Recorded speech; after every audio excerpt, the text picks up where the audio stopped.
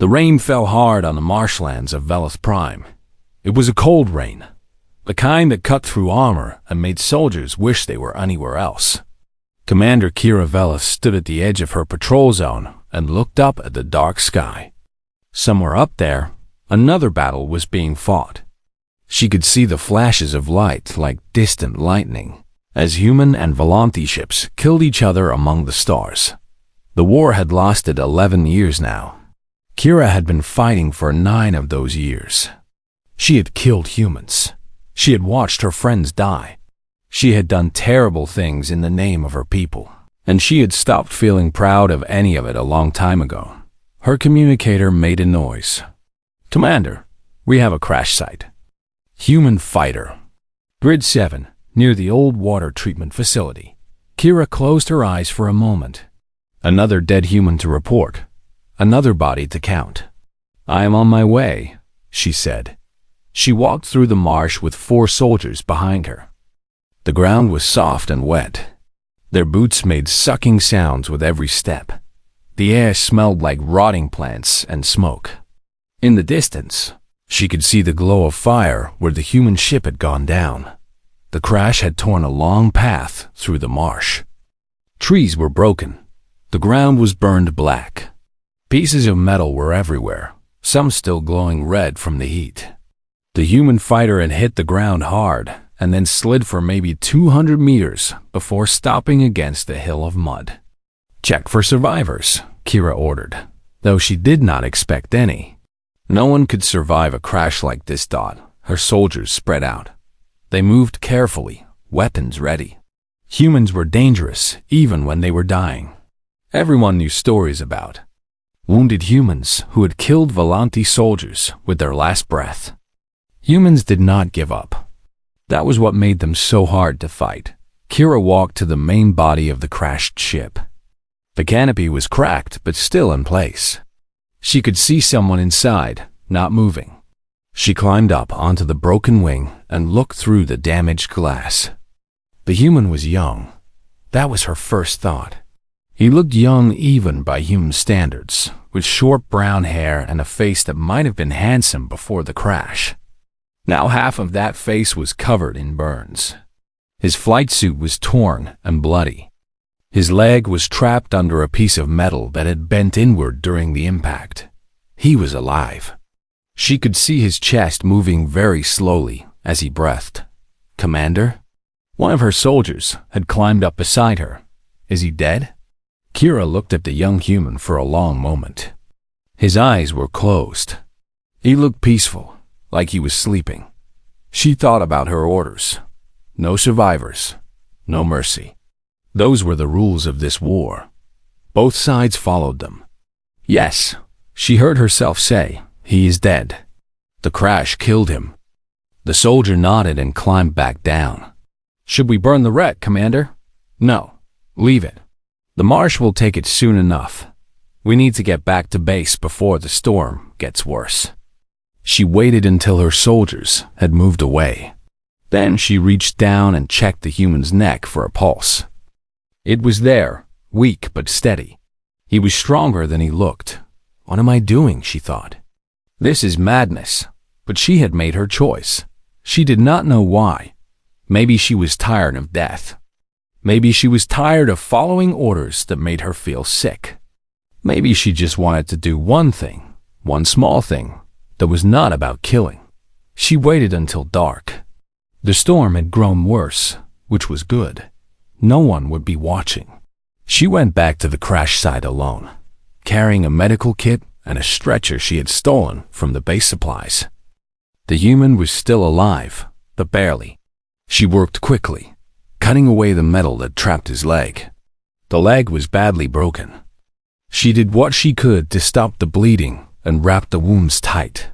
Then she loaded him onto the stretcher and started dragging him through the marsh. There was an old medical station about 3 kilometers away. It had been abandoned when the war started, left to rot in the swamp. No one went there anymore. It would be safe. The journey took her 4 hours. The human was heavy, and the ground was soft, and twice she had to stop and hide when patrol ships flew overhead. By the time she reached the medical station, she was exhausted and covered in mud. The station was small, just a few rooms built on platforms above the water. The equipment inside was old but still working. She lifted the human onto a bed and started treating his wounds properly. He woke up once during the night. His eyes opened, and he looked at her with confusion and fear. He tried to speak, but no words came out. "Do not move," Kira told him in his language. She had learned some human words during the war. "You are hurt. I am helping you." He stared at her. She knew what he was seeing: her gray skin, her four-fingered hands, her large, dark eyes. She was the enemy. She was everything he had been taught to hate and fear. But he was too weak to fight. His eyes closed again, and he fell back into unconsciousness. The next 3 weeks were the hardest of Kira's life. She had to keep doing her normal duties at the base, leading patrols and filing reports.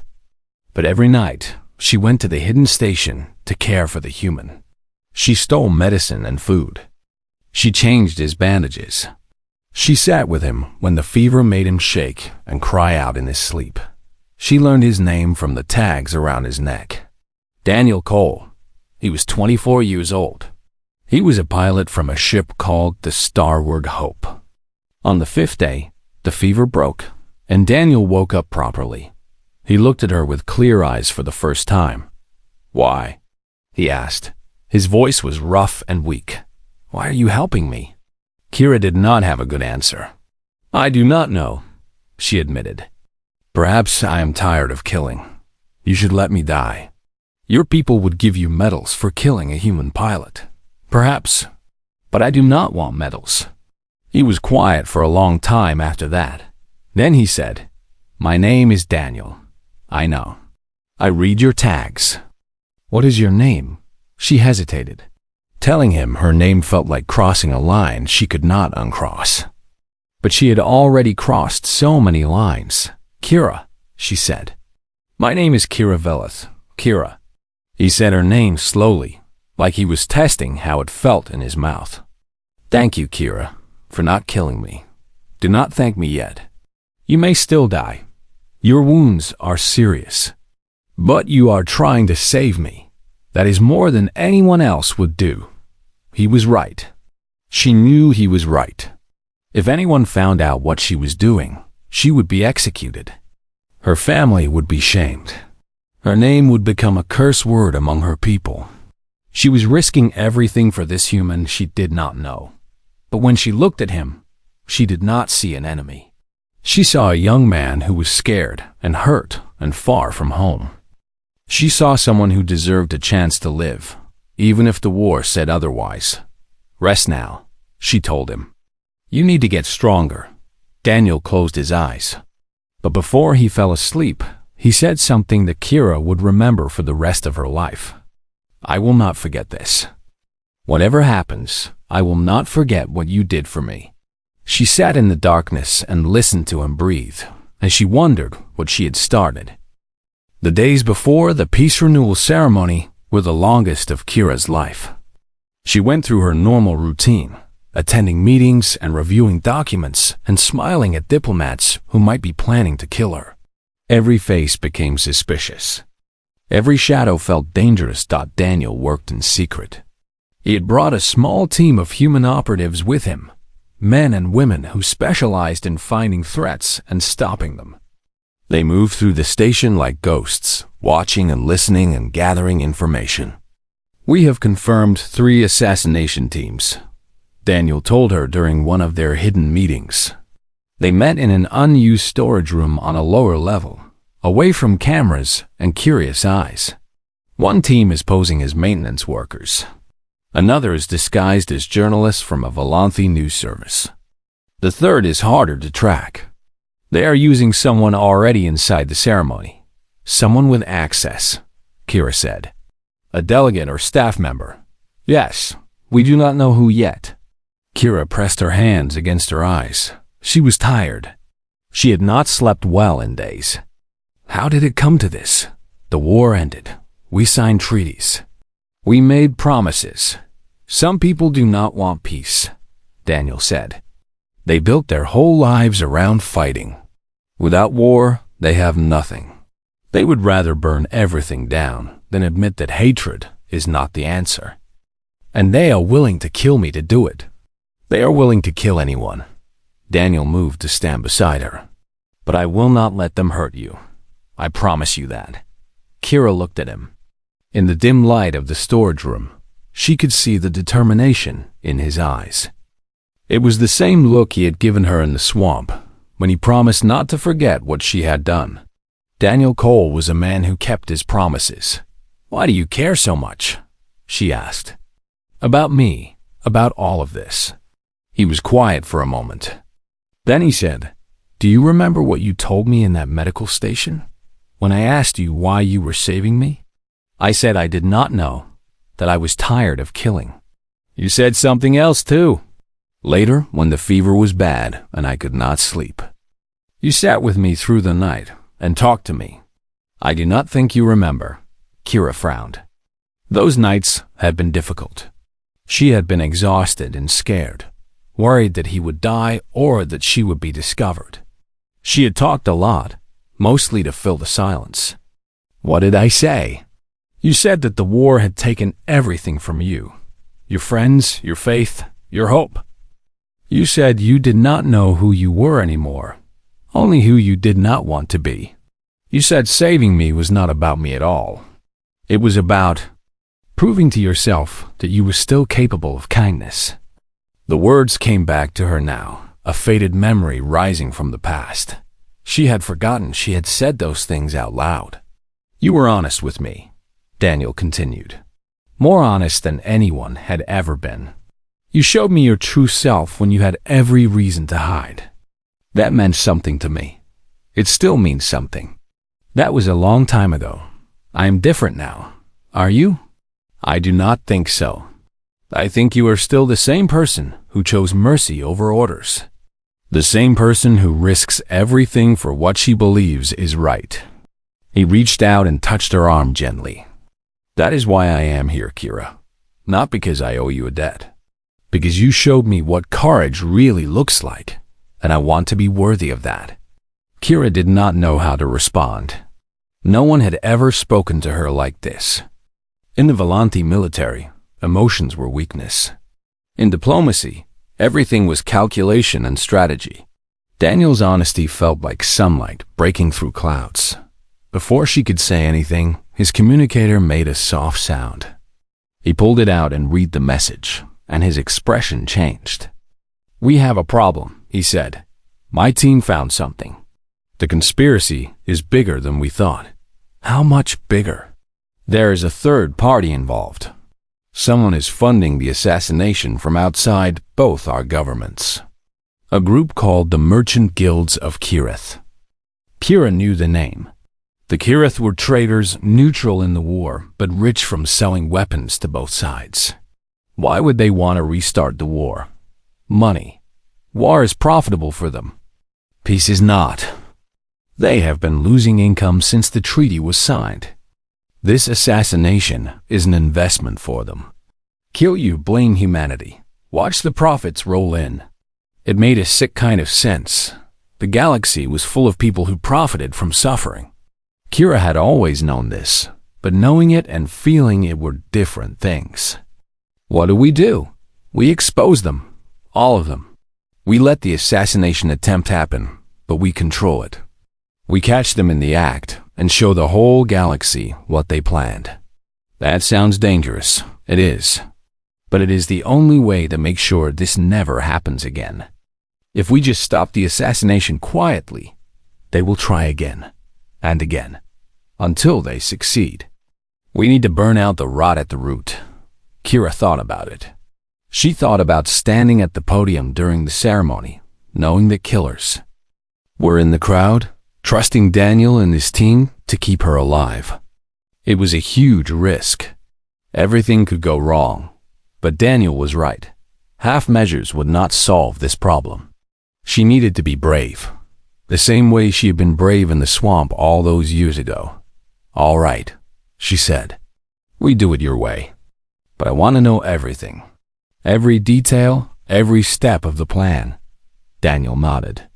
I would not have it any other way. Over the next few days, they worked together closely. Daniel introduced her to his team, 4 humans who treated her with respect and called her by her first name. They were soldiers, but they were also idealists. They believed in peace as strongly as she did. There was also an unexpected group that wanted to help. A handful of young Volanthe officers who had grown tired of the old hatred. They called themselves the Bridge Builders, and they had been watching Kira from afar, inspired by her work. When they learned about the conspiracy, they came forward and offered their support.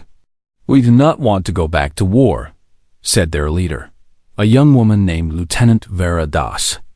We believe in what you are doing, Ambassador. We want to help protect it. Kira was moved by their courage. These young officers were risking their careers, maybe their lives, by standing with her. It gave her hope that the future might be different from the past. The plan came together, piece by piece. Daniel's team identified the 3 assassination teams and found ways to neutralize them without alerting the conspiracy. The Bridge Builders gathered information from inside the Volanthe delegation, finding out who could be trusted and who could not. And Kira prepared her speech, the words she would say before the whole galaxy while killers waited in the shadows. The night before the ceremony, Daniel came to her quarters. He looked tired, but there was a fire in his eyes that she recognized. It was the same fire she felt inside herself. Are you ready? He asked. No, she admitted. But I will do it anyway. That is what courage is. Doing the right thing even when you are afraid. She smiled at him. It felt strange, smiling. She had not done it much lately. You sound like a philosopher. I had a lot of time to think while I was healing from that crash. Lying in bed for weeks with nothing to do but stare at the ceiling and wonder why I was still alive. He moved closer to her. You gave me a second chance, Kira. I spent 8 years trying to figure out what to do with it. I think I finally know. What is that? To stand beside you, whatever comes. To be the person you believed I could be when you chose to save me instead of follow orders. Kira felt tears forming in her eyes, an alien sensation that she rarely experienced. She blinked them away. If this goes wrong tomorrow, we could both die. I know. Are you afraid? Daniel smiled his crooked smile. Yes, but I would rather die standing beside you than live knowing I failed to protect you. Does that make sense? It makes sense, Kira said softly. More sense than anything has made in a long time. They stood together in her quarters, looking out the window at the stars. Tomorrow would bring danger and uncertainty. Tomorrow, everything could change. But tonight, they had each other. And somehow, that was enough. 8 years had passed since the night Kira dragged a dying human through the marshes of her homeworld. 8 years since she watched his shuttle disappear into the stars and wondered if she would ever see him again. The war had ended 3 years after that night. The Treaty of Kashin had brought peace, or at least the absence of fighting. But peace on paper was not the same as peace in hearts. Kira Velith was no longer a soldier. She had left the military after the war ended and moved into diplomacy. Some said she was running away from her past. Others said she was too soft for combat duty. The truth was simpler. She had seen enough death. She wanted to build something instead of destroying it. Now she served as the Volanthe ambassador to the Galactic Council, one of the highest positions her government could offer.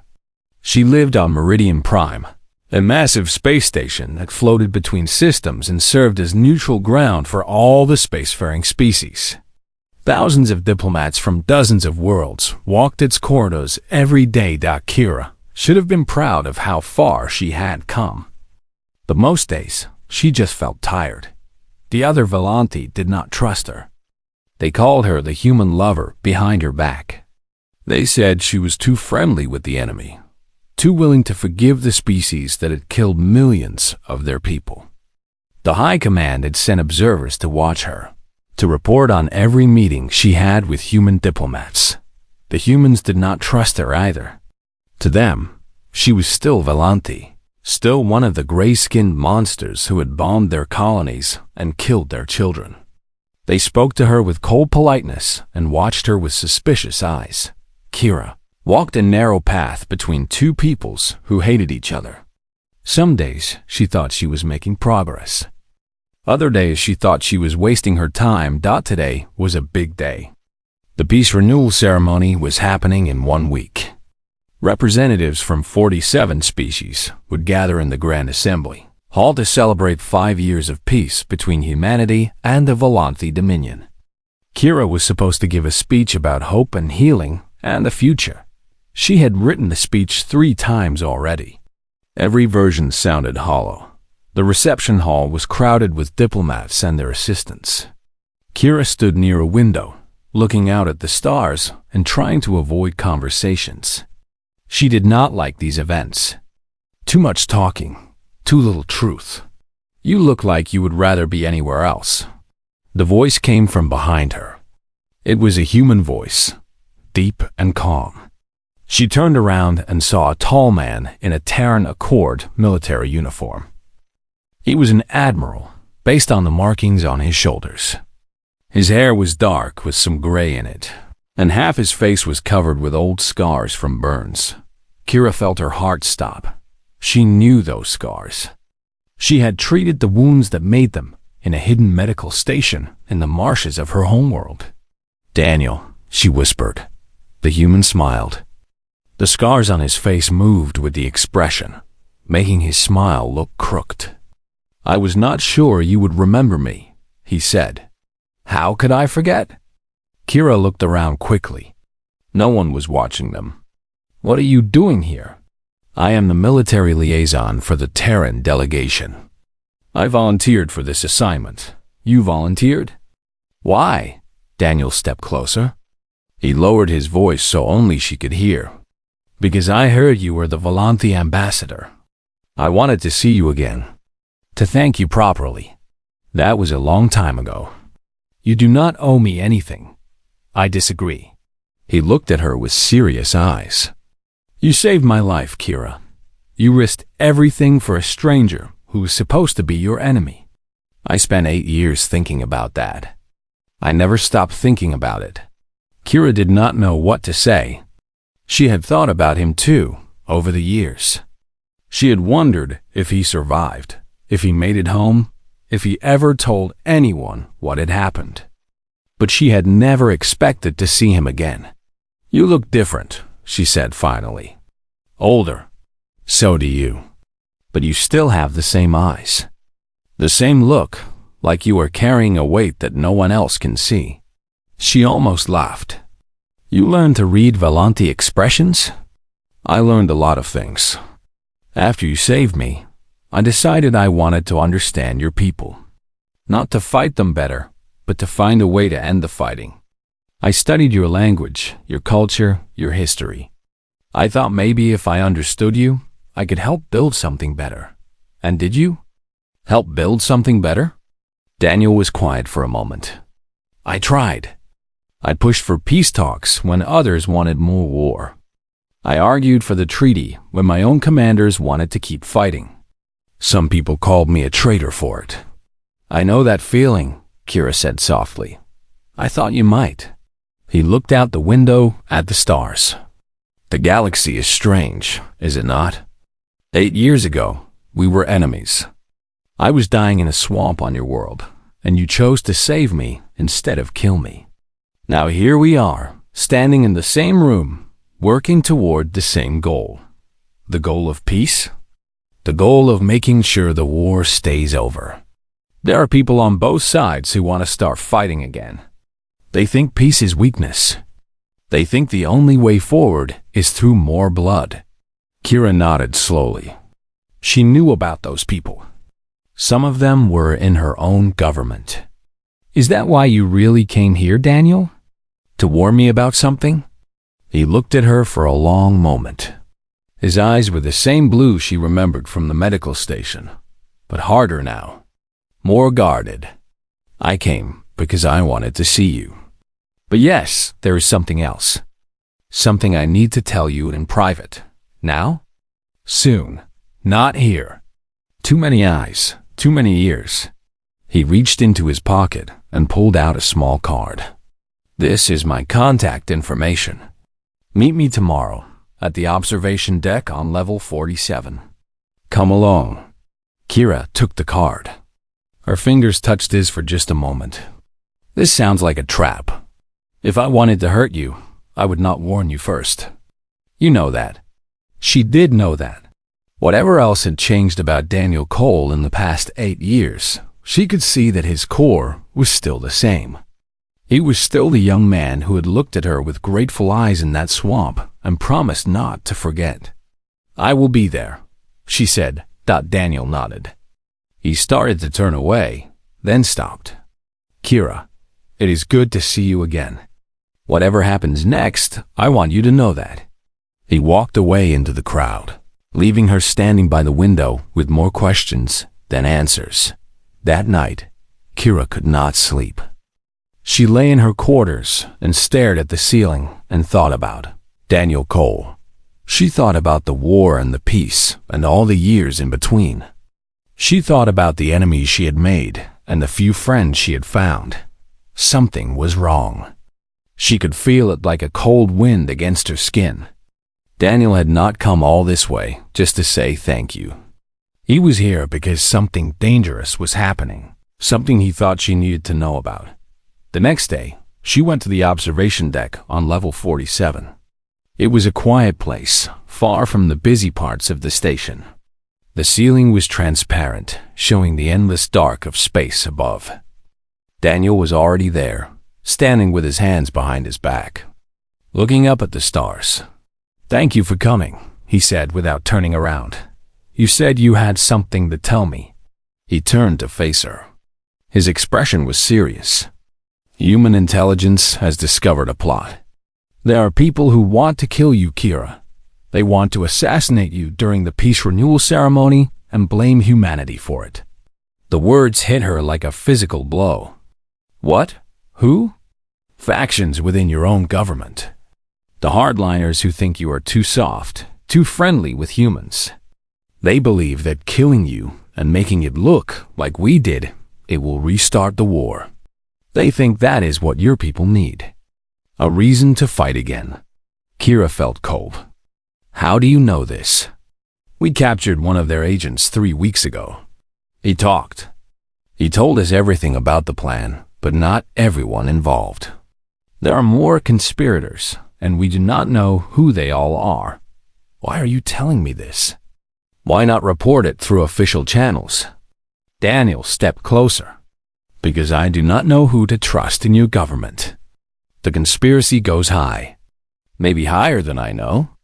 If I report this officially, the wrong people might find out, and they might move faster or change their plans.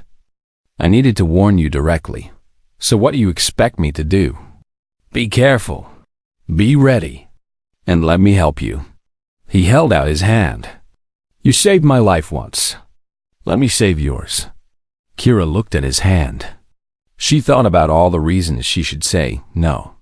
The politics, the risks, the appearance of working with a human against her own people. Then she thought about the young pilot in the swamp. And the promise he had made.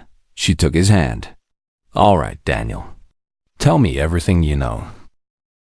The Grand Assembly Hall of Meridian Prime was the largest gathering space on the station. It could hold 10,000 beings from across the galaxy. Today, it held nearly that many. Delegates and diplomats from 47 species filled the curved rows of seats that rose up toward the high ceiling.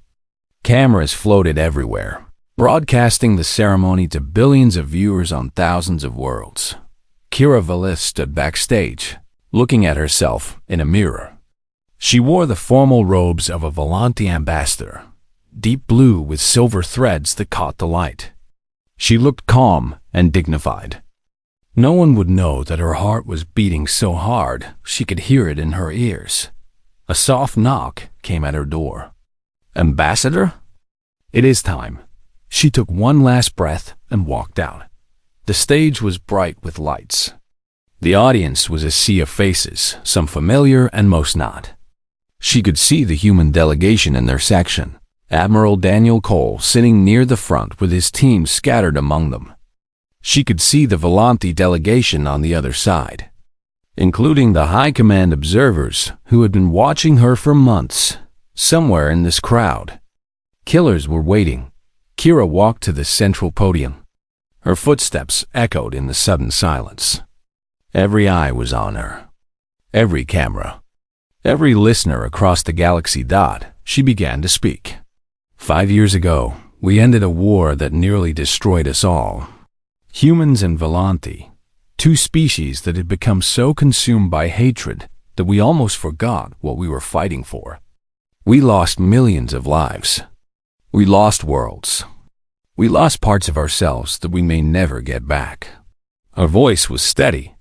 She had practiced these words 100 times. But now, standing here with death somewhere in the crowd, they felt more true than ever.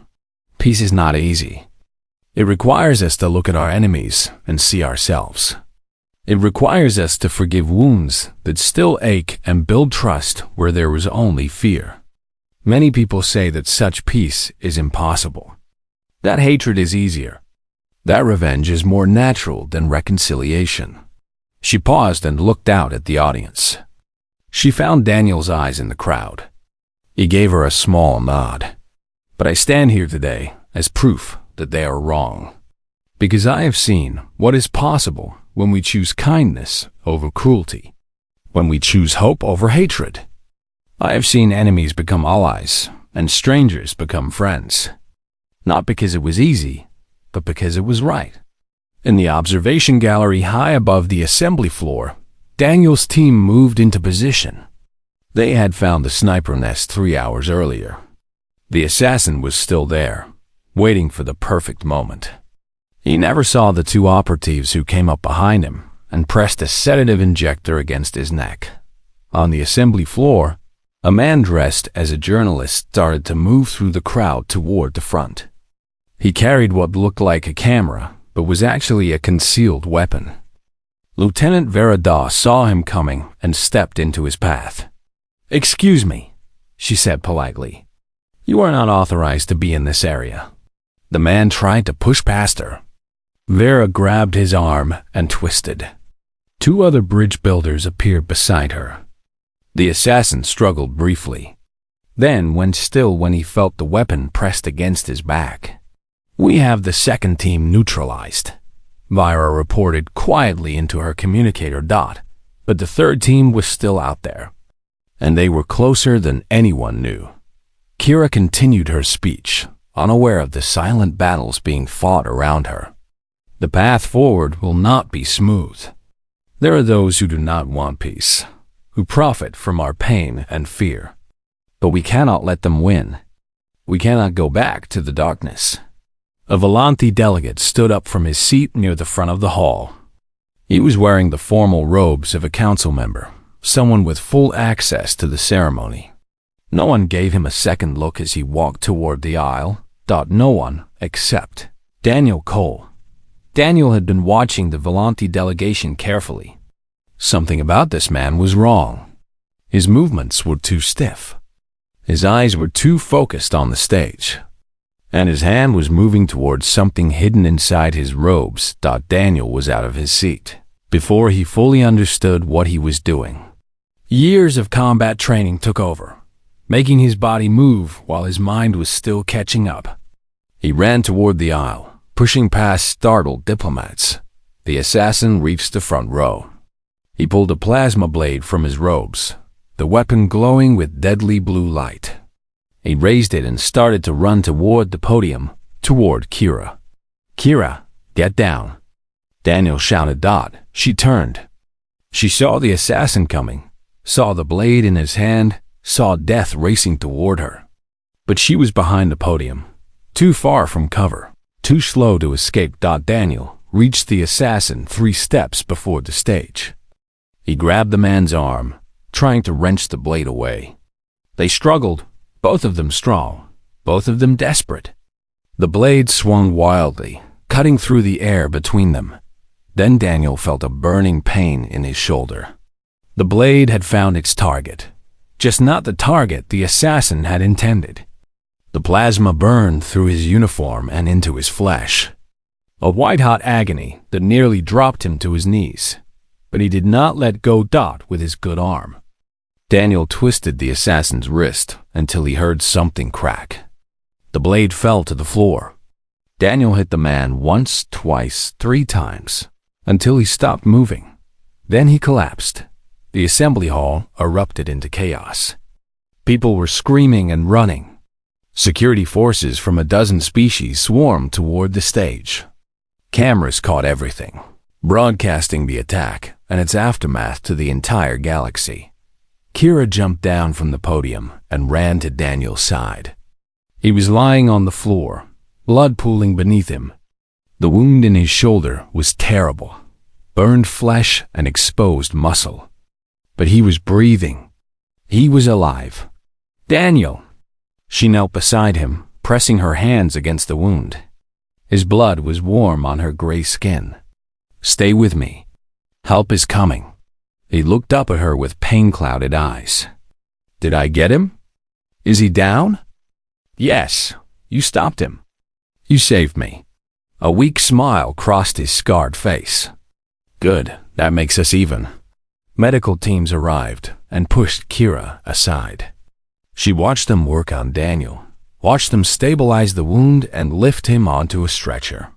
She wanted to go with him, but hands were pulling her back. Voices were asking if she was hurt. Lieutenant Vera Das appeared beside her. "Ambassador, the other assassination teams have been captured. The conspiracy is exposed." "It is over." Kira nodded, but she was not really listening. She was watching the stretcher carry Daniel away, watching the man who had kept his promise.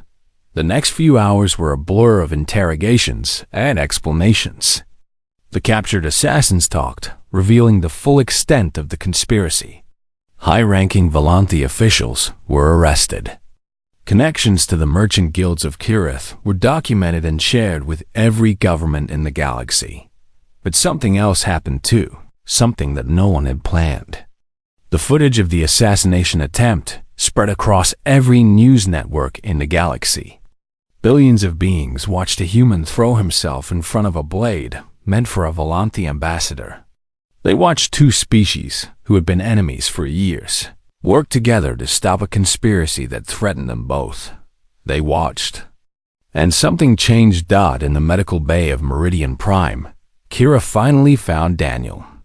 He was lying in a bed, his shoulder wrapped in bandages, machines monitoring his vital signs. He looked pale and tired, but he smiled when he saw her. "You should not be here," he said. "You are the most famous person in the galaxy right now. Important people want to talk to you. They can wait." She pulled a chair beside his bed and sat down. "How do you feel?" "Like someone stabbed me with a plasma blade." He tried to laugh, but it turned into a wince. "The doctors say I will recover."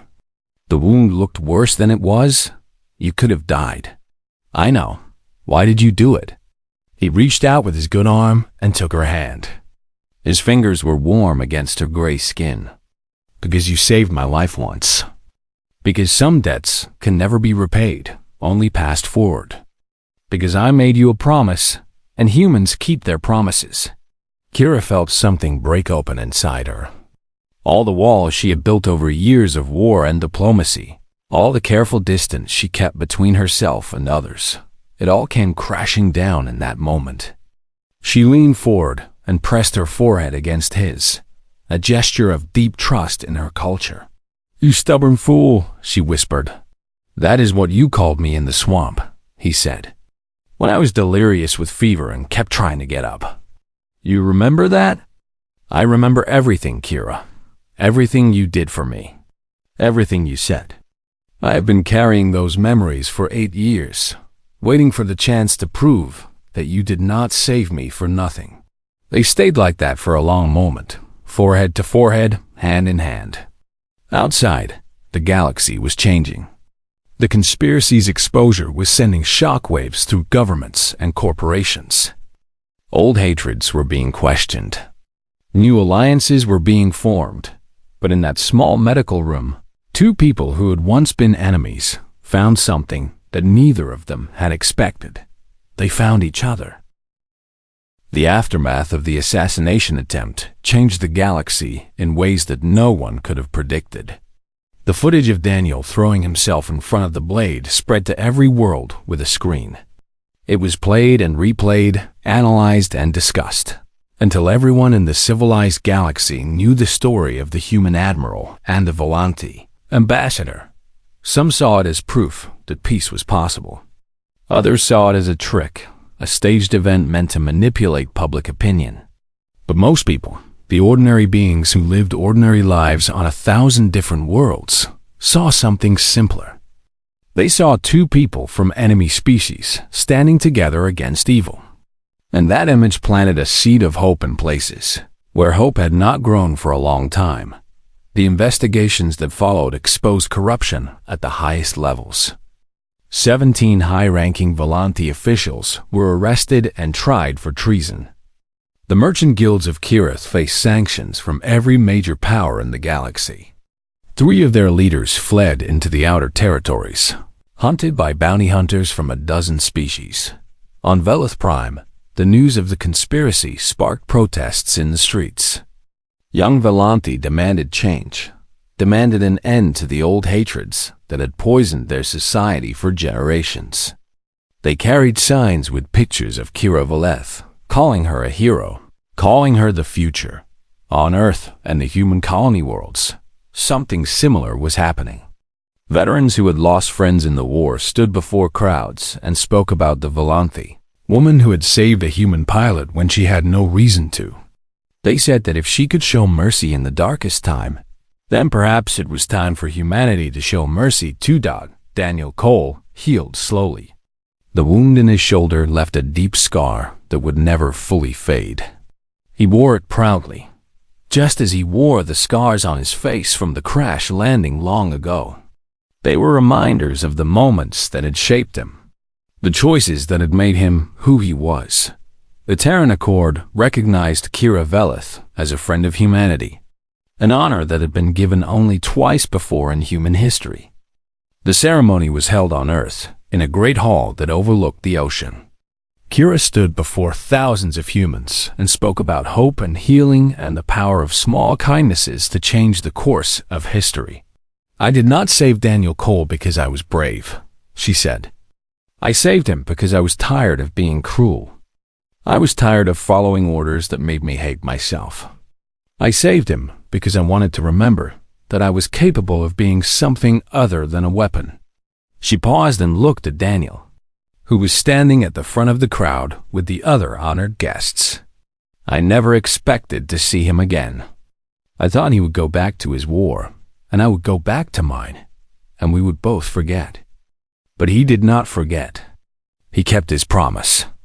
And when the time came, he risked his life to save mine." She held up the medal they had given her, a simple gold disc with the symbol of humanity etched into its surface. "This is not my honor alone. It belongs to everyone who believes that enemies can become friends. That war does not have to last forever. That the future can be better than the past." The crowd stood and applauded. Many of them were crying. Daniel was crying too, though he would never admit it later. In the months that followed, Daniel and Kira worked together on a new project. The Galactic Council created a joint human Volante security force, designed to prevent future conspiracies and protect the peace that had been bought with so much blood. Daniel was appointed as the human commander, and Kira was appointed as the Volante commander. They made an unlikely pair. A human admiral with a scarred face and a Volante diplomat with gray skin and dark eyes. But they worked well together, balancing each other's strengths and weaknesses. Where Daniel was direct and action-oriented, Kira was thoughtful and diplomatic. Where Kira struggled with military matters, Daniel stepped in with his years of combat experience. The bridge builders grew from a small group of idealistic officers into a respected organization with members from both species. Lieutenant Vera Doss became their leader, recruiting young Volanti and humans who wanted to build connections across the old divide. They set up exchange programs and joint training exercises and cultural events that brought the two species together in ways that would have been unthinkable a decade earlier. Not everyone was happy with the changes. There were still hardliners on both sides who clung to their hatred and waited for the chance to strike back. But they were fewer now, and their voices were quieter. The galaxy had seen what was possible when enemies chose to be allies. And most people wanted more of that, not less. 10 years after the assassination attempt, a memorial was built on Meridian Prime. It stood in the plaza outside the Grand Assembly Hall, where so many had witnessed Daniel's sacrifice. The memorial was a statue of two figures standing back to back, one human and one Volanti, facing outward as if ready to defend against any threat that might come. The unveiling ceremony brought delegates from across the galaxy. Old enemies sat together in the audience, their children playing with each other in the aisles. Human and Volanti couples walked hand in hand, something that would have been shocking just a generation earlier. The future had arrived, and it was different from what anyone had expected. Kira and Daniel stood at the front of the crowd, watching the ceremony. They were older now, their faces marked by time and struggle. But they were still standing, still fighting for the future they believed in. "Do you remember the swamp?" Daniel asked quietly, his voice pitched so only she could hear. "I remember everything. The rain, the smell, how heavy you were to drag through the mud." "I was not that heavy. You were very heavy." She smiled at him, an expression that had become easier for her over the years. "I thought about leaving you several times. I am glad you did not. So am I." They watched the statue being revealed, two bronze figures shining in the light of the station's artificial sun. Around them, people applauded and cheered. Children pointed and asked their parents who those people were supposed to be. "Do you ever wonder," Daniel said, "what would have happened if you had followed your orders that day? If you had let me die in that crash?" Kira considered the question. She had asked herself the same thing many times over the years. "I think the war would have ended eventually. Wars always end. But I do not think there would have been real peace. Not like this. Why not? Because peace requires someone to go first.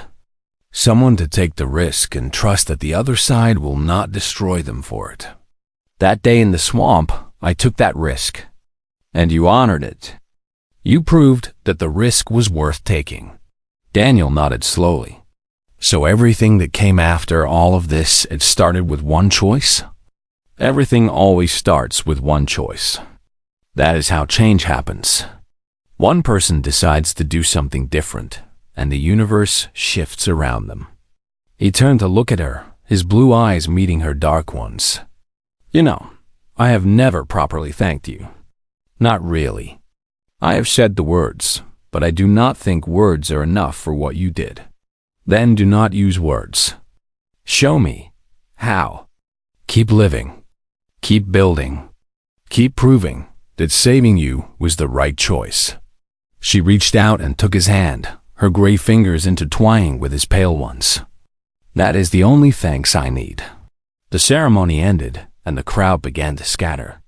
Politicians went back to their negotiations. Soldiers went back to their posts.